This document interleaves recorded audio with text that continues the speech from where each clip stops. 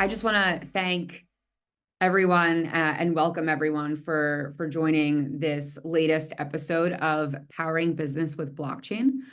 For those who may be new to this series, during these sessions, we host business leaders and executives from across various industries to discuss really how they're thinking about blockchain technology in the context of solving real-world pain points and driving forward strategic priorities, to also get insights about how their efforts have evolved and grown over time, and really to ultimately showcase real-world use cases. By way of introduction, my name is Krupetsky, Director of Business Development for Institutions and Capital Markets at Avalanche. Today, I'm beyond thrilled to be hosting a few of our key partners who will be delving into the institutional foreign exchange space, as well as the solution brought forth in the context of the Monetary Authority of Singapore's Project Guardian initiative. So today we're joined by Shobhit Maini from Citi, Blue Macellari from T. Rowe Price, and Emma Pecenicic from Fidelity International. We'll get into more details about the FX asset class overall, as well as the pre-trade and execution application led by Shobhit and his team. We'll hear perspectives from the buy side and ultimately understand how this solution leveraged Avalanche, notably Evergreen Subnets, to really meet the blockchain-specific needs of this use case. So enough of me talking.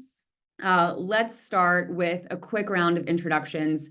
Why don't we go down the line and have each of you introduce yourself, your role, a high-level overview also of just how your teams are considering your respective blockchain and digital asset strategies overall. I think this is an awesome kind of opportunity for our audience to gain insights in terms of how each of your teams and firms are really kind of thinking about this space. So maybe Shobhit, we'll start with you, and then Blue and Emma.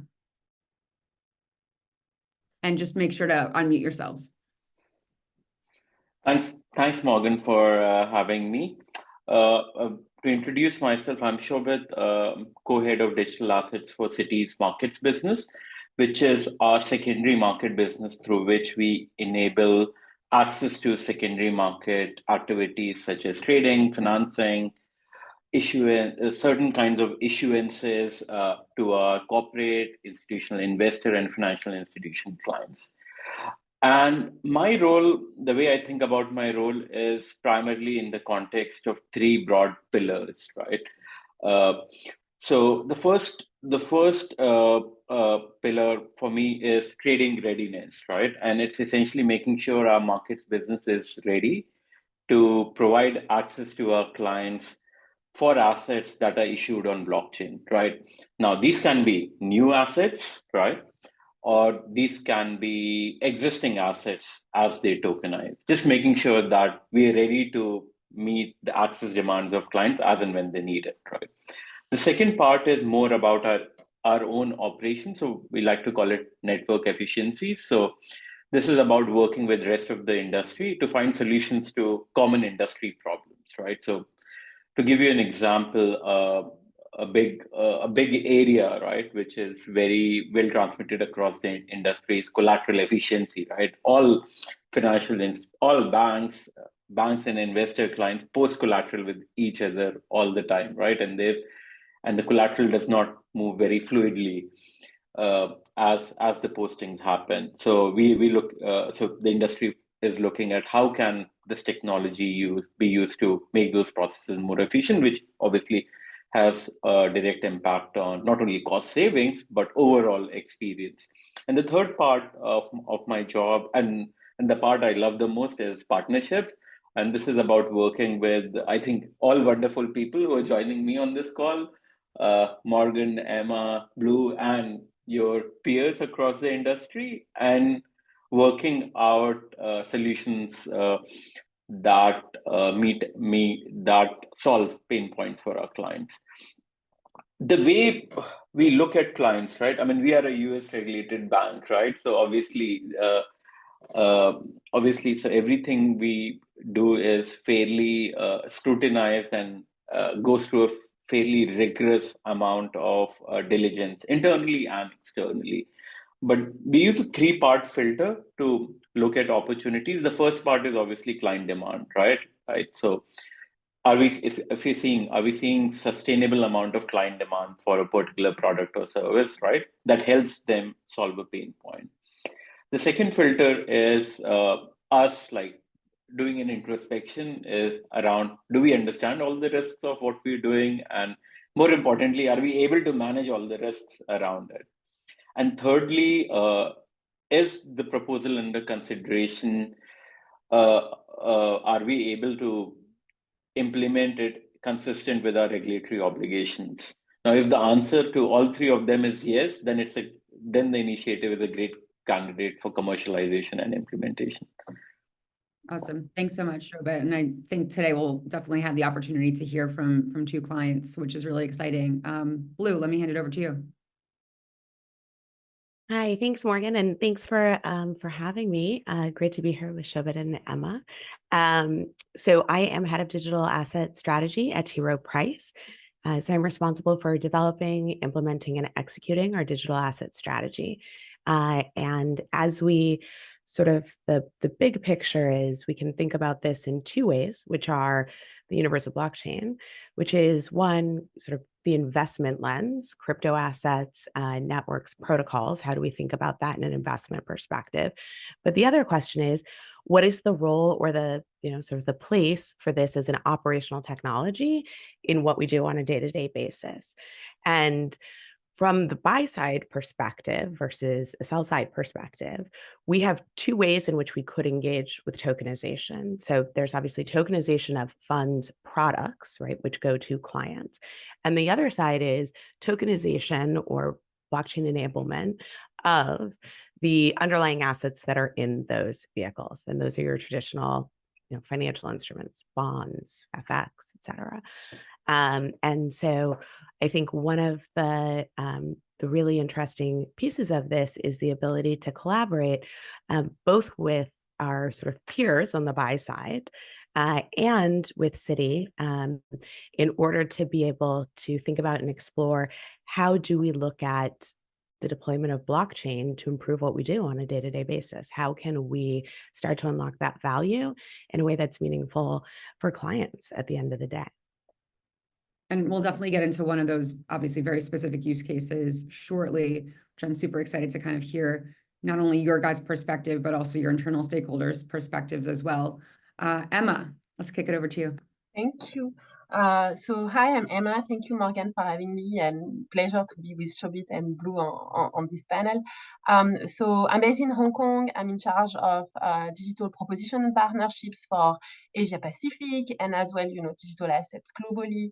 So I will go quickly on the digital distribution side because that's not the topic of today, but basically I'm looking at how we can put mutual funds on basically digital platforms that are growing, really fast in the Asia Pacific region, including China.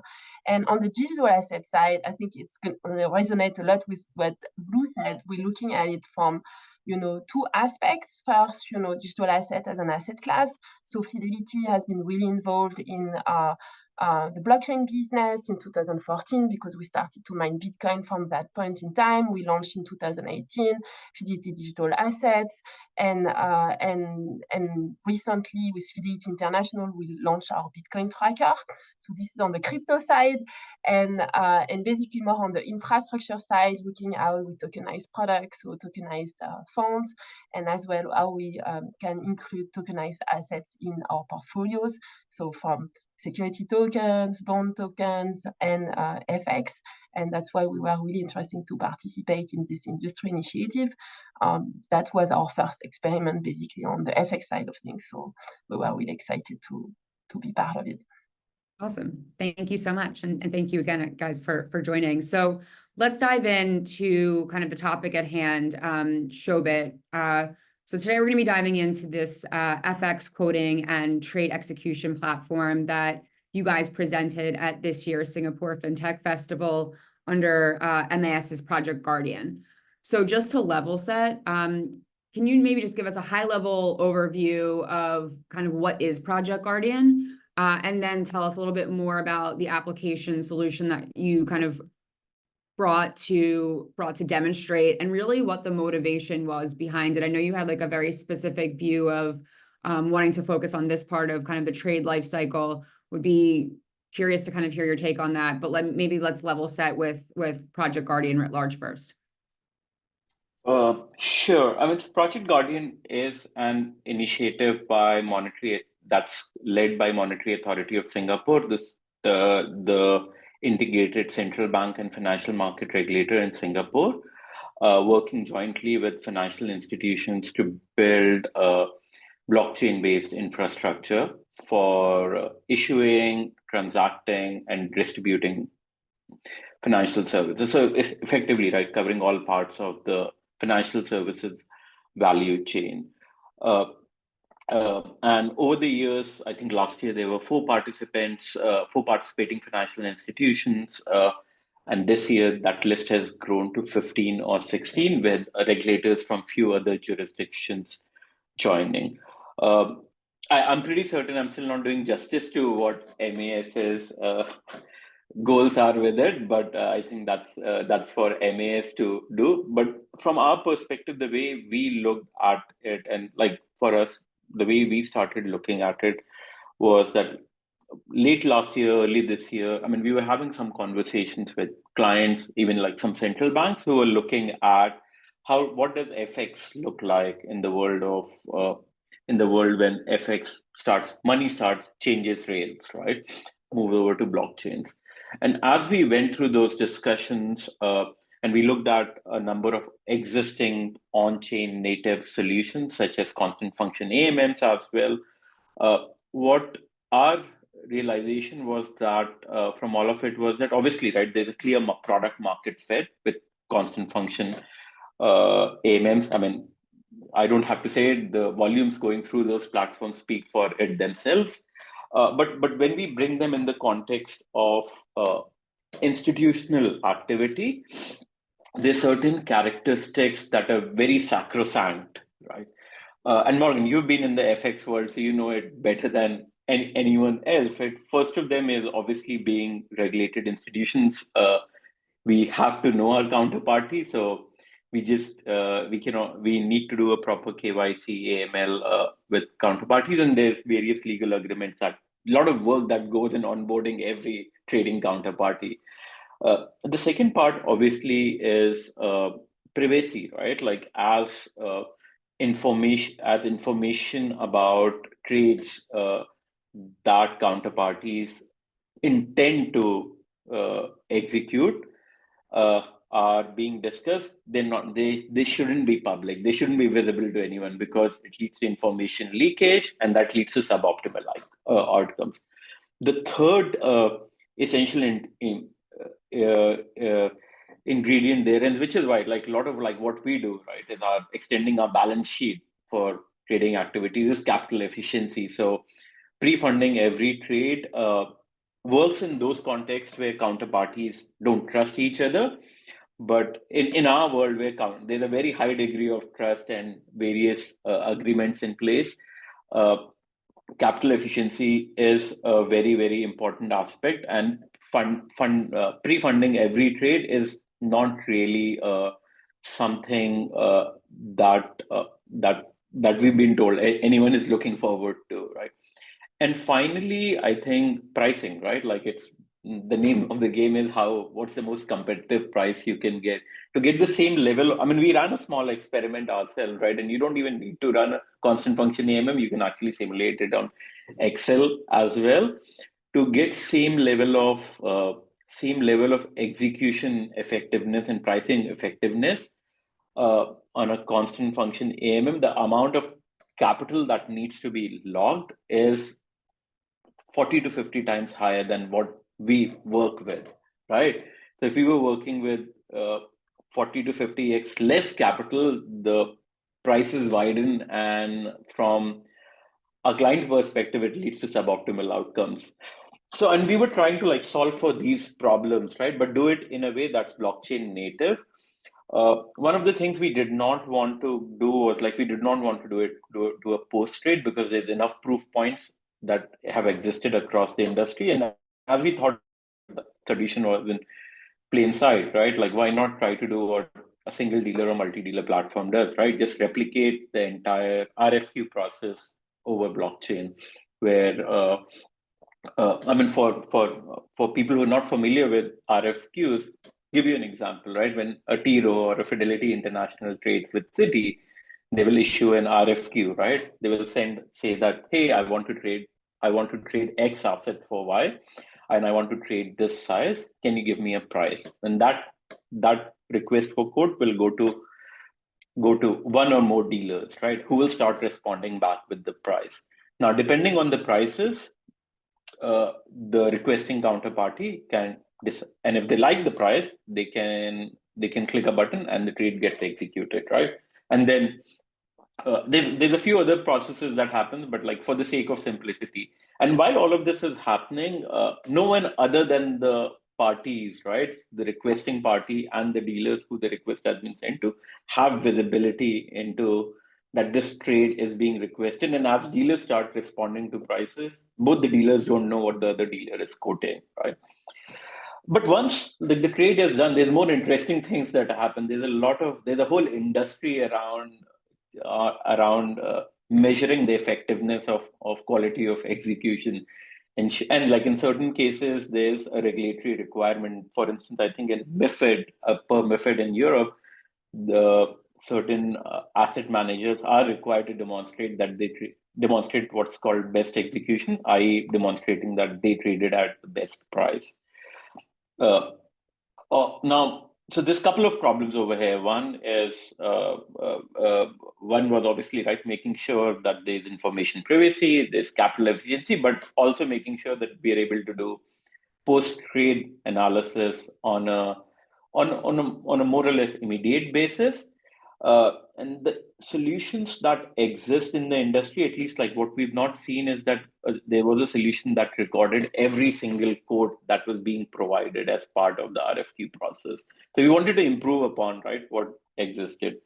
So what we've essentially built, working with T. Rowe and Fidelity International, was tested a RFQ platform on blockchain, right? We started with FX as the first asset class, but the idea was more about testing a concept, because all we need to do is to change the parameters of RFQ and it works for any other asset class as well. And then we're recording every single quote that's going on. So post-trade, if any analysis, and bringing in the immutable data characteristics of blockchain as well, to ensure that all that analysis can be done in an effective way.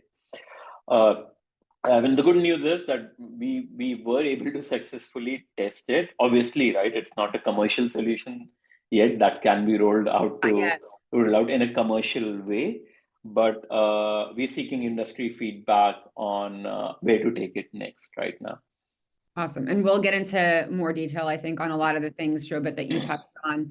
But before we do that, maybe with Emma and Blue, if we could just level set, I think just, a lot of people who join our audience might not necessarily be as familiar or kind of in the weeds within the financial services industry. So just to provide a bit of background for our audience, can you guys just touch on the dynamics between what we would call buy-side firms like T. Rowe Price and Fidelity International, and then sell-side firms or dealers or banks like Citi? From your perspective, would be great to kind of hear you describe what the relationship looks like from a capital markets perspective. What does it mean to be a client, especially in this case, an FX client of Citi's? And then, Shobhit, feel free to add from the dealer's perspective, but would love to hear kind of your take, how you kind of look at this relationship and what does that mean, particularly when we're talking about capital markets. Maybe Blue, if you want to kick us off. Sure. So I think that we have a core business on our trading floor, right, which covers everything from equities all the way through fixed income, and in our case, FX can accompany any of those products. So if you think about it, if you have a inflow from overseas, from Hong Kong, and that needs to go through a cross-currency transaction in order to buy a dollar-denominated asset in the US, or if you own a Brazilian bond and it's a local currency bond, and then it needs to be converted back because it's a dollar-denominated fund, for example. So FX actually permeates almost everything. It shows up and touches sort of every different asset instrument on our trading floor. And so as a result, the traders in FX work incredibly closely across all those different desks to coordinate and sort of mirror and address all the different cross-currency needs depending on the asset. And they will trade with the large investment banks, the global broker dealers, in order to be able to execute those flows. It's an extremely large market. I think that doesn't get as much airtime as maybe equities or bonds, but when you think about how it sort of touches everything, the size and the scope is really critical. And I think it plays a really important infrastructure role, right? So it's the key piece in sort of being able to fully execute or allocate or purchase any of these other assets.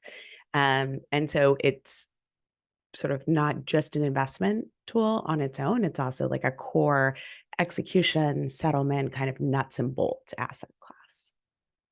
Yeah, I think that's actually a really good point, how kind of fundamental and foundational the asset class is. I mean, not just in terms of, potentially converting client funds, but also in purchasing dollar or non-dollar denominated assets, in hedging and in hedge funds perspectives in speculation. So it really kind of spans the gamut in terms of not just as an asset class of itself, but also in enabling dealings in other asset classes as well. So that's a really good point. Emma, anything that you would add to that? Yeah, I mean, it's just the relationship between, us, I would say, T. Rowe Price and Fidelity with Citi is like one of supply and demand, right? We're buy side, so we're on the demand side, and basically Citi is a supplier, right? So as Shobhit mentioned, they are basically, quoting the prices for able to execute, those currencies trades. And what we want is to get the best deal across all the investment bank, hence this request for quote. And then we need to ensure on behalf of our clients, and those can be, any type of client up to retail client as well, that we've done our job, right? So that's why we need to ensure that best execution and really get an audit trail around, whether we did execute the best price. So yeah, just to circle that with what Shobhit mentioned. Totally, that touches on the fiduciary responsibility that you guys have as the buy side, which we'll go into a little bit more, and that Shobhit touched on. Shobhit, anything that you would add? I mean, I think it's pretty comprehensive, but please feel free. Yeah, I mean, I think Emma and Blue touched upon the investor side of the things, but I mean, we also have a fairly reasonably large another client segment, which is the corporate segment. And these are like these companies, right? Like who have either suppliers based in different companies, or they have operations in different countries, right? And they're moving money, they have to make payments to the suppliers, they have to pay employee salaries, they're making an acquisition, so they need to like send money to a different country. And they have like they do have very regular FX needs as well. I mean, typically it works, the channel is slightly different because FX is very much integrated into their ERP systems. But like if you look at large corporates, they have very, very sophisticated dealing desks, right? Which as sophisticated as you would expect from an investment bank or from a large buy side house. So we see that segment as well, and in that segment, more and more, what we are seeing from the payment side is that cross-border payments on blockchain is a pretty topical thing, and it's being talked about quite a lot. There's like almost every central bank in the world is looking at digitizing money in some shape or form. And our corporate clients are looking at it as well as a way to improve their operational flows. But like payments always has an FX, cross-border payments always has an FX element to it, right? Which is hidden from everyone. They generally work with their payment bank, but there's always FX in the middle. And that's also a very, very important like client segment for us as we look at it, look at the space. And as money changes form, right, that client segment is also going to change. There's going to be change in user behavior over there, and that's what also we want to be ready for. That's actually a good point. The corporate client segment's a huge client segment, which maybe this time next year we'll have a corporate involved and we'll get their perspective as well. But let me turn it over again to Blue and Emma. I think I would love to kind of get your perspectives on what got you, your teams, your respective firms really excited about wanting to participate in this particular initiative. What about the application or the use case was especially intriguing for you, just given kind of your day-to-day businesses? Maybe Emma, let me ask you to start. Sure. First, we have the intention to be part of the broader blockchain ecosystem and to work, with other, financial company. We don't think, blockchain after all is a network, right? And you need to work with, the industry to make it happen. So that's, I think at the beginning of what we wanted to do. Then FX, I think we mentioned it. For Fidelity International, we worked a lot on bond tokenization, crypto, but we never really touched FX. So that was, one of the attractiveness for us of the project when Citi came to talk about it. And being based as well, in Asia, and this project being in Singapore, for us, it did make a lot of sense to basically participate into it. And we saw a lot of value as well by bringing, our blockchain engineers into the project so that they can basically share some of their perspective of, what they were doing on their side with the Citi team. So it's always, really refreshing to see, as an industry that everybody wants to make it happen. So, yeah. Awesome. Thank you so much. And Blue? I think it's very similar. In our case, sort of the really two big appeals were, first, I think that the sort of overall goals of MAS's Project Guardian are quite admirable and important, right? So we're looking at open interoperable networks. We're looking at how this technology can be developed and deployed at scale in a way that works for financial institutions that are highly regulated. How do we identify and develop those best practices? How do we deliver ultimately the best results for the industry and for our clients, and do that within a compliant and regulatory framework? And that the opportunity to collaborate with others in that forum is incredibly important. And the second one is that I think FX is a place that just naturally lends itself to sort of the benefits of blockchain, right? And the idea that I think we see a big discrepancy in sort of what can be achieved in terms of movements and settlements and speed and efficiency in what we think of as a crypto native context for what are effectively cross currencies, and then how that contrasts to the way that we do things on an institutional trading side right now. And there's a significant gap. And I think we wanted to be part of exploring how do we start to unlock that value in an institutional context. So to that end, I know, Shobhit, you mentioned this application simulates pricing and trade execution. I know, collectively, we always want to be thinking about kind of the business or commercial viability. I think all of you effectively either sit within or have gotten buy-in to drive this forward from your business stakeholders, or at least they've definitely kind of been part of the journey. They've seen the application. What's been the feedback from your internal stakeholders on the business side within the FX desks? I know, Blue, you kind of went around demonstrating the application. Would love to hear kind of what their thoughts were, what their feedback was. And maybe Blue, let's start with you, and then we can kind of go around, and would love to kind of hear different perspectives. I think the best feedback that we got when we showed people was our global head of FX, that it looked really boring. And it sounds like it's not a compliment, but I think if you look at the way we've done things, the way the whole sort of blockchain and crypto world has done things in terms of front-end user experience, boring is a huge, gold star for us. It means it's accessible. It means it's relatable. It mirrors and looks and feels like the tools that people are used to dealing with on the trading floor, and that's critical. I don't, I remember the first time I went out and attempted to use 1inch, so boring and easy is not something that that the blockchain world does well.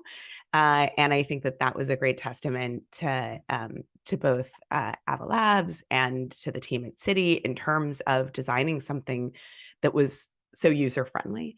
And so that was a really big piece. And I think that we were really interested to understand what I would call sort of the Web3 component of it, which is this idea that we're generating all of this data. It's stored on, immutable blockchain data, and that data is owned by the client, right? So it is oftentimes there are different dynamics in which service or platform providers in FX sort of monetize that data. It's part of how the whole system works, which is the case in almost every industry.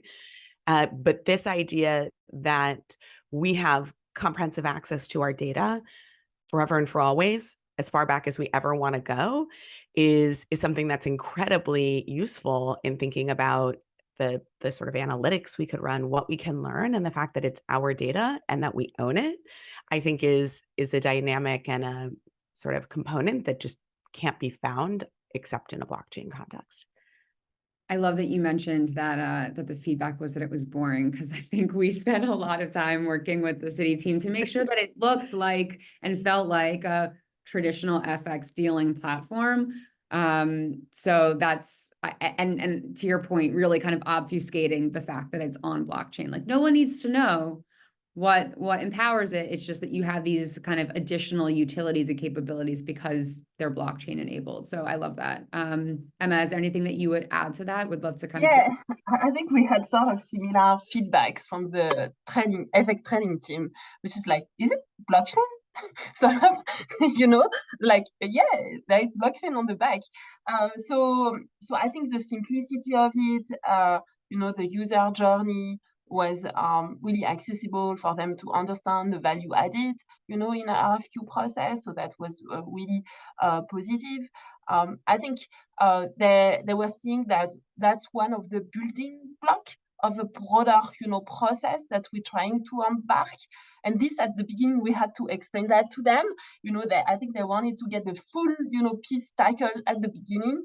I mean, they are not in technology, obviously, so they don't understand scope small, and then after you scale up. So we had to explain that to them. But I think overall positive. And there is a lot of discussion in order to see, okay, what are the next steps, what we can, go from there in order to bring on the full process. And as, Blue mentioned, I think that the fact that, you control your data, you control, this aspect of the relationship is something really positive. Shobhit, you hear that? They're asking what's next. So we'll definitely get into that. But Shobhit, let's hear your perspectives. I mean, from the feedback perspective, look, I mean, FX is a super fragmented market, right? Like you've got multiple pools of liquidity across the world. And look, I mean, we don't see it really changing, right? We think of it as another channel through where liquidity will happen. And from our perspective, the feedback was, look, I mean, if we think substantial amount of flows is going to move on a blockchain-based infrastructure, we just need to be there, right? And that's the right step in the direction. But more interestingly, right, I mean, we've had some good feedback from like non-FX people within the firm, right? Like because I mean, the concept of providing just relationship-based codes, right, over blockchain, I mean, you can extend it to secured financing, right? You can extend it to communication of daily marks for derivative positions, right? and then hopefully, right, leading all the way to margin movements. You can extend it to, let's say, in the future world, if there's tokenized real estate, right? Like you can extend the concept over there. So there's more possibilities as well that open over there. But obviously, like cross-border payments is an area that's like we're very closely looking at, and obviously it's a substantial business for us. So as you know, even in industry-wide, we announced our payments business announced Citi token services for payments and trade finance a few months ago. We're also very heavily involved with in regulated liability network with New York Fed and few other industry participants. So it'll definitely there, but this is like, but as I like tell people, right, always like people tell me that I'm the most unblockchain guy in the company, because the first question, right, like when a blockchain idea like crosses my desk, is I ask the question, why do you need a blockchain for this, right? Love that. And because the way like we reframe the thinking in a way, look, I mean, what essentially is happening is a broader digital transformation journey, right? Now you have to think about it in the context of like, okay, what is the best technology, right? You don't want to throw in blockchain for the sake of it, right? You have to throw it in if it's really solving a problem, because compute on blockchains is expensive. It's not cheap versus existing technology. So you have to be thoughtful about that. And as like Blue and Emma said, and I was really like, when Blue told me that our trader said it's really boring, I was okay. Boring. I was like, boring was what we were going for. So happy to hear that, because right now I think it's one of, and I heard it from somewhere else, that it is one of the technologies like blockchain. Our industry is one of the industries where it's much easier to build something than find like use cases with commercial value, right? And a lot of times we just get entangled in the technology advances. But look, at the end of the day, right, I think of tech as a way to scale solutions to problems, but it's not the solution in itself. There's other things that go around it, right, that make this, but it's a very powerful tool to scale solutions to problems. So when you reframe it that way, it's and that it starts becoming, so our goal is not to just abstract away, right, the complexity of blockchain, which is what like our colleagues in payments did with Citi token services. You wouldn't even, like, clients wouldn't even feel that they're using blockchain, for instance. So but I mean, it's still very early days. It's a 5 to 10 year journey at least, right? Like I think probably like I always tell people that I've had 6.5 jobs during my time at Citi. I'm hoping this is my last job, right? Because this is what I'll be doing as long as I'll be here.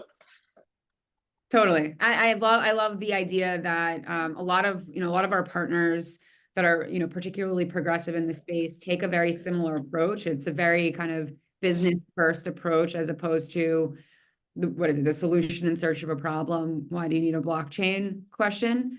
And to your point, I think sometimes people in the more crypto native side of things take for granted how early we are. I mean, when you're talking about upgrading legacy financial services infrastructure, which that in and of itself, just as a generalization, is like a spaghetti soup sandwich of systems that don't talk to each other. It takes a lot of effort, time, cost initially up front to really kind of migrate up and upgrade a lot of these systems. So, I think we're definitely making progress from an institutional perspective, but it's going to take some time. So to that end, I know we've been spending a lot of time talking about the application, how boring it is. I'd love to demonstrate the app. So let me share my screen. Let's see here. Can you guys see this? Okay. I'm going to play this. I know Shobhit, Danny from your team did a little bit of a voiceover. So let's play it.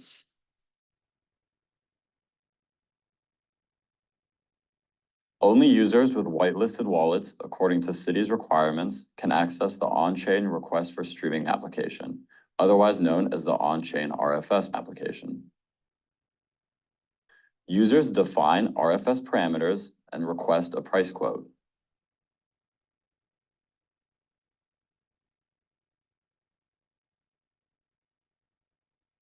Via the RFS smart contract, prices from dealers are streamed on-chain with the best bid and offer displayed.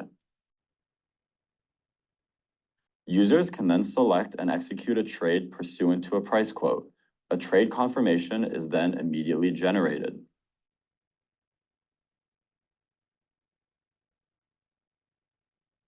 All price quotes and trade executions are recorded on-chain and can be identified by their transaction hash. This enables immutable record keeping while allowing for best execution analysis.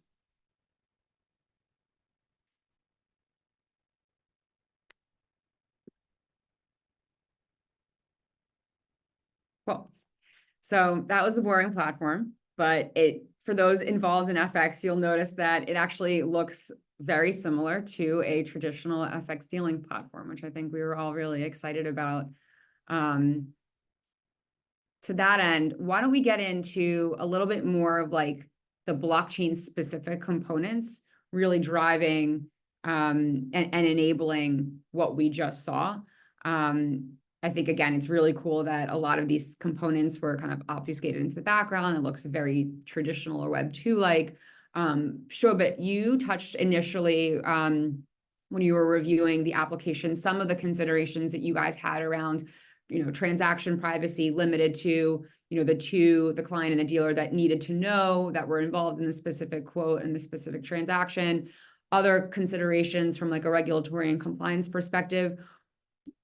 Talk to us a little bit more about some of the blockchain specific kind of components as well as considerations that you guys had from a technological perspective, and then maybe a little bit more about why or how Avalanche you feel like kind of addressed some of those technical requirements. Sure. So, I mean, as right? I mean, we are a US regulated bank. So, and because of which, from a regulatory standpoint, we have constraints around being able to use public blockchains, right? Which are accessible to everyone. I think like privacy is an aspect which is required in our business, right? In any case, but it's being touching public chains is a constraint for us as far as regulatory situation exists in the US. So we wanted to be very, very one thing that was non-negotiable for us as we were working through it is that it has to be a chain that where we can customize and we can put our bespoke requirements, and some of which was that we did not want a token in the mix, right? We wanted to restrict who can use the network. We wanted to restrict who has visibility and like what level of visibility. So to give you a good example, right? Like both Emma's and Blue's team use the application, but they will not be able to see each other's trades, right? Or the RFQs they requested, right? So even in terms of dealers, so there was one dealer was Citi, but we also created a hypothetical dealer called Dealer A, which was also streaming prices. In an ideal world, both the dealers would not be able to see the RFQs they responded to, the quotes they gave in, and the trades they executed. All they will be able to see would be RFQs they received and the trades they executed. So what that required was partitioning of information, right? Which we believe that having separate subnets enabled that. Plus, like having customizable chains was a big factor for us, like getting comfortable, and like because we have to make sure that we take it through. Our regulators are also comfortable with it. So I think it's the customizability of it, which was the main draw with it. As I said, right? Like, I mean, like technology is important, but I think it's more about like from a business use case standpoint, are we ticking all the boxes? So we could We could do the permissioning of the users. We could ensure that visibility of all the information was strictly on a need-to-know basis. Thirdly, we could partition data across the user type. And finally, like I think we wanted to make the user experience like very simple and similar or boring, right, as we discussed. Yeah, I think to that end, I mean, in our discussions with financial services institutions, what we've heard is requirements and considerations that are really similar to kind of what you just outlined in terms of permissioning, privacy, the the idea of not wanting necessarily to use or hold crypto to facilitate transactions. All of these things we found are compelling for our financial services partners. And maybe Blue, to that end, I know T. Rowe is obviously also a participant in the Spruce testnet. Would be curious to hear from your perspective, what's been compelling for you from an Avalanche capabilities standpoint? Some of the customizations actually in Spruce are very similar to what we deployed for Citi, but would love to kind of hear your take as well. Yeah, I think sort of across the board, what Shobhit has described holds true in many ways for us as well. And we have guidelines and regulations and sort of best practices around compliance, regulating, conforming with regulation, and best practices in terms of trading that are non-negotiable. And one of the sort of key developments has been the subnet. So the idea that we can have both get the benefits of a public blockchain, but at the same time, make sure that we're only transacting or interacting with KYC'd counterparties, that we're only facing other institutional counterparties, that the data and information leakage isn't happening. All of those are really critical components for us, and I think they sort of ring true for most of the financial services spectrum. And in thinking about the relationships, or sort of how I think about what we did here with the RFS, right, and how that interacts with Spruce, it goes back to something that Emma touched on, and she said this is a building block, and that's very much how I think about it. We have many back-end building blocks in crypto. This is really one of the first front-end building blocks that we've seen, and the idea of sort of putting those together this is a really big step in that sense. It's the idea that, at some point an FX trader can, hit an offer in this application, and that's the only time a human being presses a button, and it goes all the way through and settles. Like that's ultimately what we're developing all of these building blocks for. And the key to using a public blockchain is like that Lego element, right? You can mix and match and move and build with these different blocks. Pun intended. Yes. So to that end, Shobhit, for this build, you guys leveraged the AvaCloud team. And so for those who might not necessarily be familiar, AvaCloud is really Avalab's managed custom blockchain service offering that really lets companies, whether they're financial services institutions, gaming companies, governments, whoever it may be, to really get to production as quickly as possible with subnets. So I know we have a few minutes left. Would love to hear your kind of take on really just the experience working with the AvaCloud team, what that was like for you. I mean, from an Avalab standpoint, we've been talking for quite some time, but as we kind of geared up for this, would love to hear your perspective.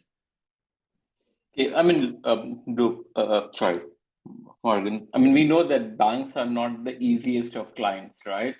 We're not the easiest.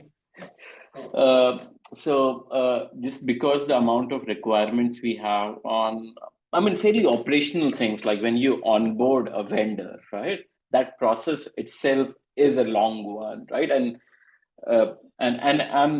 complex one, and at sometimes you want to rip your eyes out as well. I mean, but secondly, there's a very high degree of attention around cyber stuff. There's very high degree of attention around not disrupting any of our existing production systems, because I'm pretty sure that Emma and Blue will not like it if our FX pricing systems were down even for 5 seconds. So I think the big part was just knowing how to work with a bank is or a TradFi firm is a skill in itself.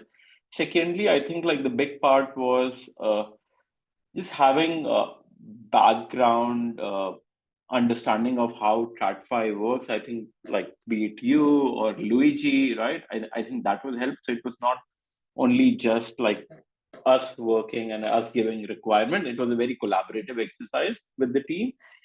And thirdly, I think the flexibility, right, of being able to turn around things quickly, right? And I mean, we know like we had a couple of instances where we like talked about something, we built it, and then we're like, okay, maybe we should look in a different, and we felt the Evil Ops team was very, very flexible. But I think one of the things, like as we speak to like digital asset firms in general, is that is like to a certain level not as much appreciation for the constraints under which TradFi operates, right? It's an extremely regulated sector, not only like externally but even internally. Like some of the due diligences, our risk teams, our legal teams are extremely diligent, right? And it's all for a good reason. So just being able to work through that and understand it, being patient with us was, I think, the key factor more than anything else, right? Being able to understand what your client real motivations are. Awesome. Thank you so much, Shobhit. Appreciate it. So I know we're actually at time now. Maybe let's wrap it up and go down the line with kind of what you're excited for looking ahead, potentially what's next as it relates to either this particular initiative or what you're kind of looking forward to in 2024 as we also wrap up 2023. To that end, maybe Emma, let's start with you. Yeah, I mean, in the context of this initiative, what we're looking is more. We would like to see more currencies pair, because it was, Sing dollar, US dollar. So being able to integrate with other tokenized assets, such as, bonds, and experiment, in the bond area, RFQ. We want to see potentially ability to integrate some risk controls as well. This, could benefit from the smart contract technology and basically integrate more in the way we're managing things. And finally, sorry, I had another one. Being able to manage multiple accounts simultaneously, because we need to be able to allocate. It's best execution but best allocation at the same time, right? So to allocate things across portfolio and switch quickly from one portfolio to another. So this is something that we will be happy to work with Citi. That's actually a really good point. The idea of like smart contract enabled allocation, post-trade allocation, because you all do trades on a kind of net basis and then have to allocate out, and sometimes that allocation process is manual, as I sadly know firsthand. So that's actually a really good idea. Blue, let me hand it over to you. I think I'd echo everything that Emma said, and I think we'd also love to see the sort of front end start to get connected to the back end. So how do we begin to quantify and evaluate what it's like to do this all the way through? I think that would be a great learning experience for us. I think it would reap a lot of data that the entire industry could benefit from. Great, thank you. And Shobhit, last but not least. So I mean, I think like one of the things that everyone has their eyes on right now across the industry is the ETFs, pending with SEC for approval. So I think that us, like everyone else, is very, very keenly watching, because that hopefully can lead to like other possibilities around it. The second thing for us is generally, I mean, I think tokenization is a big theme, but I think from a trading perspective, I think the opportunity is still like 1 or 2 years away. It's not immediate. I think right now it's more about back end, and more than that, right? I think probably like technology is fairly commoditized by now. It's more around like firming up legals, firming up best practices around it, and one of the things like I'm very looking forward to with my colleagues in the payments businesses as they scale up our Citi token services, and because that eventually like clears the path for me to do more things on their platform. Totally. Awesome. Well, thank you guys all for joining. That wraps up this episode of Powering Business with Blockchain. Huge thank you to everyone for joining us live this morning, especially our amazing guest panel, Shobhit, Blue, Emma. Thank you so much for joining. You've been really instrumental partners for me personally, and it's been a pleasure working with you. For our audience, a recording of the session will be released in the coming days. So if you missed any part of it, would like to rewatch any of it, or would like to share with your partners and colleagues, keep an eye out for that. Otherwise, thank you guys again, and we'll see you soon. Thank you, Morgan. Thanks, Morgan. Thanks, Morgan.